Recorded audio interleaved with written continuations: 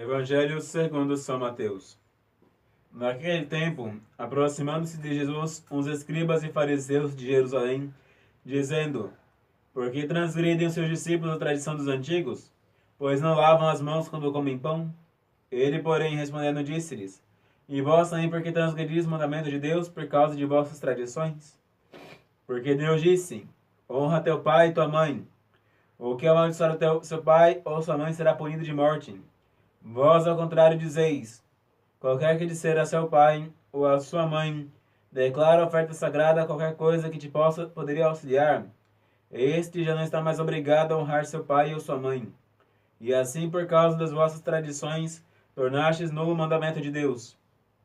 Hipócritas, bem profetizou de vós Isaías, dizendo: Este povo honra-me com os lábios, mas seu coração está longe de mim. É em vão que me prestam culto, pois o que ensinam é doutrina e preceito dos homens. Depois, chamando a multidão, disse-lhes: Ouvi e entendei. Não é aquilo que entra pela boca que mancha o homem. O que sai da boca, isto é que torna impuro. Então, aproximando-se dele, seus discípulos disseram-lhes: Sabeis que os fariseus ouviram essas palavras e se escandalizaram? Mas ele respondendo disse: Toda planta que não for plantada pelo meu Pai celeste será arrancada pela raiz.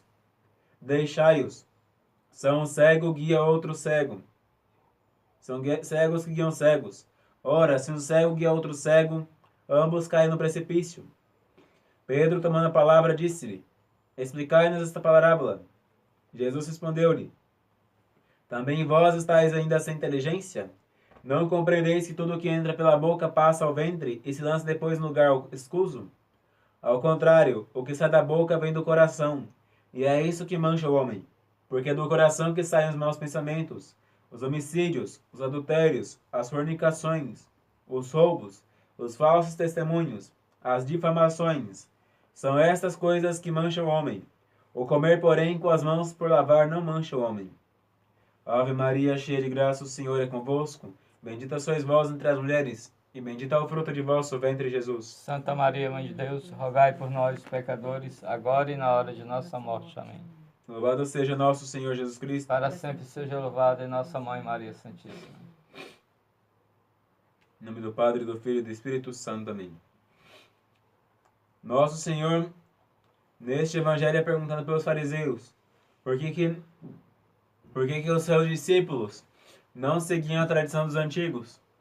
Aqui, nosso Senhor não está acabando com a tradição que vinha verdadeira tradição, mas estava acabando com aquelas falsas tradições que vinham dos fariseus, dos escribas e mestres da lei, que muitas vezes deturpavam o mandamento em honra de suas tradições. O que vale primeiro é o mandamento de Deus, a prática daquilo que Deus ensinou, a fé viva que Ele nos ensinou e que foi escrita e que nos foi ensinada pelos apóstolos e que foi nos ensinado por aqueles que tinham o direito de ensinar. Mas certas tradições, certas praticazinhas que nascem de cada povoado, isso é que nós não devemos antepor à prática do Evangelho. Por exemplo, quando se surge algum lugar uns monges que ficam por aí de casa em casa, comendo e bebendo nas casas alheias e fuxicando da vida alheia, em honra de sua tradição pessoal de monges chamados sarabaitas. Então, este tipo de coisa nosso Senhor condena, porque não vem para honrá-lo, mas vem antes para pôr em desonra a sua imagem e para trazer para ele causa de ignomínia. Não. O que traz a Deus uma boa honra é o monge que tem estabilidade no seu mosteiro. É um franciscano mendicante que pede esmola para seu sustento, mas que trabalha também para poder não sobrecarregar os outros. O que traz a Deus a honra é aquelas irmãs que rezam sem cessar, e não aquelas irmãs que vivem no locutório. Isto é que traz a Deus a honra. Essas tradições que vieram dos apóstolos, e não as outras, que muitas vezes surgem com o tempo, para poder denegrir a imagem dos mosteiros, para denegrir a imagem da vida religiosa, e também para denegrir a imagem da família. Por exemplo, uma das tradições mais impuras de hoje é a tradição dessas roupas indecentes, com as quais às vezes se vai até a igreja. onde já se viu uma senhora, às vezes até com sua idade bem compreendida, com às vezes seus cabelos brancos e com seu corpo vivido, chega numa igreja, chega num local com roupas sem mangas, com decote sem dúvida, às vezes chega com uma roupa tão curta e indecente. Isso é uma tradição que Nosso Senhor condena. Essas modas imundas que surgem de tempos em tempos. Mas aquilo que a igreja orientou sempre: vestir-vos com modéstia, com muito poder, com muito pudor, olhai como veste a mãe do Senhor. Isso a igreja não condena. A igreja manda que faças. Cada vez mais a senhora se vestir bem, a moça se vestir bem. Isso agrada a Deus, agrada a Virgem Maria, agrada aos santos. Isso vem dos apóstolos. O uso do véu é uma tradição dos apóstolos. São Paulo ensinou-a em 1 Coríntios 11, que a mulher não deve assistir ao culto divino sem o véu. Hoje em dia, se ensina que a mulher não somente pode ficar sem o véu, mas pode ainda fazer coisas no ministério da igreja, como se fosse a coisa mais normal do mundo. Não é assim que a banda toca. Nosso Senhor ensinou que a mulher ela tem a sua parte importante na igreja, mas não é no altar. É na oração. É ela enfrentando a sua vida como mãe. A mesma forma que tem o pai de família e a mãe de família, são duas vocações bem distintas. Assim, uma vocação é a do sacerdote, que leva a Deus ao povo por meio do santo sacrifício da missa.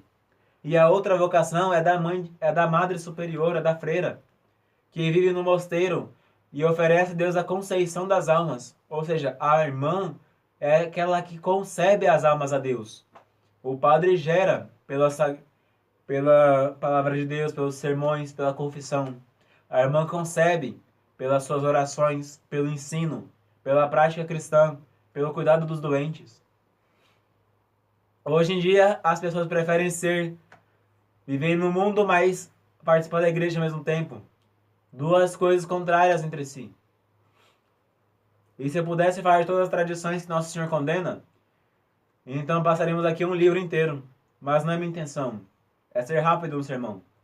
Portanto, para aprender o resto que falta, para ver qual a tradição verdadeira e qual é a falsa, rezem o rosário. Rezem todos os dias o rosário. E ali vereis, aprendereis a sabedoria divina. Neste saltério de Jesus e Maria, aprendereis como agradar a Deus, como agradar a nosso Senhor Jesus Cristo, Verbo de Deus humanado, como agradar a Virgem Maria, sua mãe, como agradar a todos os santos que antes de nós viveram e viveram a vida do Evangelho. Nós temos que viver o Evangelho, não só religioso, mas o secular também.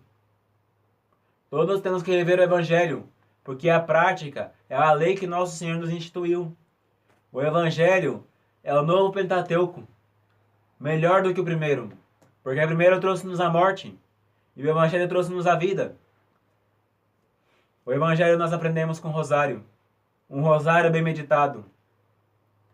Vemos ali a vida de Jesus e Maria, e vendo aquela vida tão santa, não há quem não vai querer imitar. Nós temos que ver naquela vida santa de Nosso Senhor, Nossa Senhora, a vida de perfeição evangélica, que nós temos que seguir no dia a dia, cada um segundo o seu estado. Rezem o rosário, rezem com constância, mas rezem o meditado também. Vejam cada mistério, observem cada lacuna. Não rezem como se fosse uma coisa vã, mas rezem como uma coisa verdadeira.